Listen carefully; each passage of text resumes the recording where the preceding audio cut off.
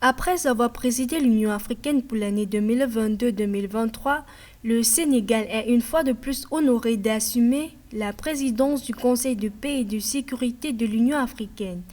Selon un communiqué du ministère sénégalais des Affaires étrangères, parmi les priorités de la présidence sénégalaise du Conseil de paix et de sécurité figure la tenue de réunions consultatives périodiques avec le Conseil économique, social et culturel de l'Union africaine, ainsi que l'examen du rapport semestriel du président de la Commission de l'Union africaine sur les élections sur le continent. Ces initiatives soulignent l'importance de la consolidation de la démocratie et de la promotion de processus électoraux transparents en Afrique.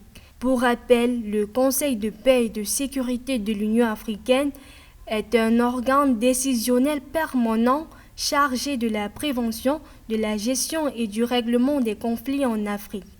Il est composé de 15 États membres élus, pour la plupart pour un mandat de 2 ans.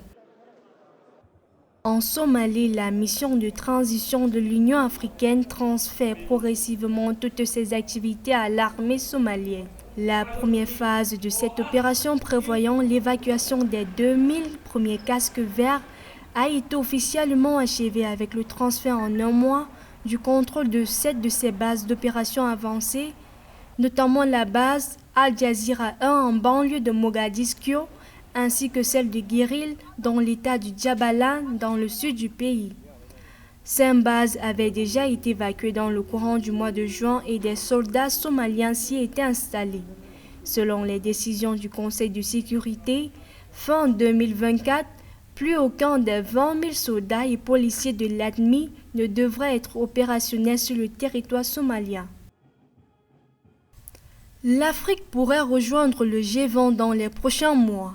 La candidature africaine semble désormais bénéficier d'un parrainage européen. Au terme de leur sommet de juin 2023, les 27 chefs d'État et de gouvernement de l'Union européenne ont adopté formellement un ensemble de conclusions communes et au paragraphe 40, on trouve cette décision de l'Union européenne en faveur de l'Afrique. Ainsi, le Conseil européen, conformément aux engagements en matière de multilatéralisme pris lors du sommet Union européenne-Union africaine des 17 et 18 février 2022, est favorable à une présence renforcée de l'Union africaine dans les enceintes internationales, notamment au sein du G20. Dans un tweet, le président Macky Sall a remercié les pays membres de l'Union européenne à la suite de la décision unanime du Conseil européen de soutenir la candidature de l'Afrique au G20.